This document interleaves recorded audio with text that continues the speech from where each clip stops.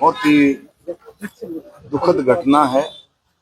अभी मनमोहन गोयल जी बता रहे हैं कि उन्होंने तो बचपन से रोहतक को देखा, हमने भी देखा है बचपन से, आप स्टूडेंट भी रहे यहाँ पर मेडिकल कॉलेज में।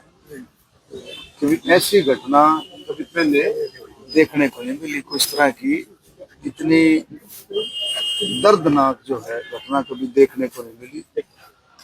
और 9 दुकानों को नुकसान हुआ है, शोरूम दुकानें सारे, और 3 कैजुअल्टी हुई। और एसडीएम साहब बता रहे हैं कि पूरा प्रशासन ने खड़े होकर के आसपास के जिलों के भी आग बुझाने के लिए अग्निशमन जो है उनको गाड़ियों को तुरंत बुला करके पूरी कोशिश की आग को काबू पाने के लिए। आग काबू पाई भी गई, लेकिन समय काफी लग गया इसमें। और एक रेडी वाला बेचारा गरीब आदमी खड़ा था, उसको भी नुकसान हुआ, वो भी लपेटे में आ गया। ये तो कह सकते हैं कि भाई इसमें तो बहुत ही दुखद है। और जैसे डिप्टी स्पीकर साहब भी कह रहे थे कि हम सबको इन चीजों का एक तो इंश्योरेंस जरूर कराना चाहिए। कोई भी हम बिजनेस करते हैं उसका इंश्योरेंस। अरे गोहाना में भी पीछे आग लगी थी, तब भी मैंने उनको सबको व्यापारियों को बुला करके बातचीत की थी, वे इंश्योरेंस जरूर कराओ। अपनी प्रॉपर्टी का, अपने काम का, अपने व्यापार का इंश्योरेंस कराना चाहिए। दूसरा, जो प्रशासन की तरफ से, जो निगम की तरफ से जो जो हिदायतें होती हैं उसको भी हमें फॉलो करना चाहिए, करते भी हैं। तो फिर भी हादसे हो जाते हैं, किसी के हाथ में नहीं होता। आप देखो शॉर्ट सर्किट हो गया, किसके हाथ में है? गर्मी ज्यादा पड़ रही है, प्रेशर बन गया होगा इस पर। तो इसमें तो ये वही इतना ही कह सकता हूँ, इसको तो कुछ शब्दों में तो कहा नहीं जा सकता।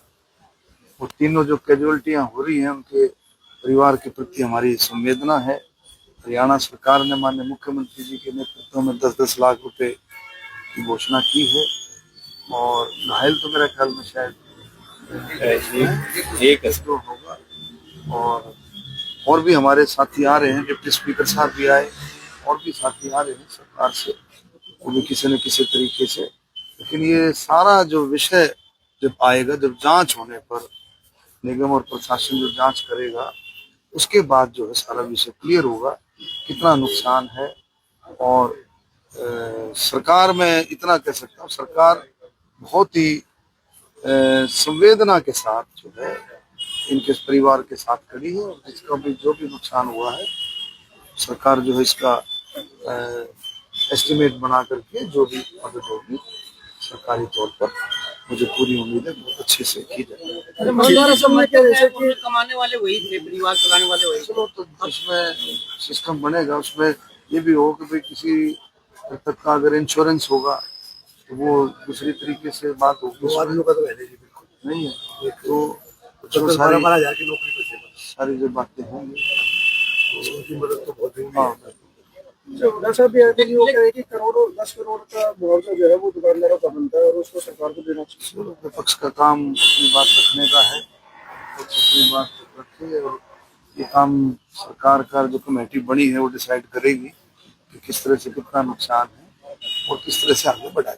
दुकानों के अंदर बता रहे हैं कि फायर सेफ्टी सिस्टम नहीं थे, अगर वो होते तो शायद बच जाता। वो मैं बता रहा हूँ ना, तो सारा प्रशासन जो हिदायत देता है, जो गाइडलाइंस आती है, उसको हमें फॉलो करना चाहिए। करते भी है, इसमें कोई शक नहीं, लेकिन फिर भी हादसे हो जाते हैं। सर, आप मंत्री हैं, एक परिवार को सरकारी नौकरी नहीं चाहिए क्योंकि कमाने वाले वही थे। देखिए, सरकार में कह रहा हूँ, कमेटी इसलिए बनाई जाती है, कमेटी अपनी रिपोर्ट देती है, परिवार वालों से भी मिलेगी, पूरा वो आलांकन करेगी कि किस किस तरह से क्या क्या नुकसान हुआ है और क्या क्या जरूरत है। पूरी निश्चित तौर पर मैं इतना कह सकता हूँ, माननीय मुख्यमंत्री जी के नेतृत्व में हमेशा जस्टिस हुआ है, न्याय हुआ है, कहीं अन्याय नहीं।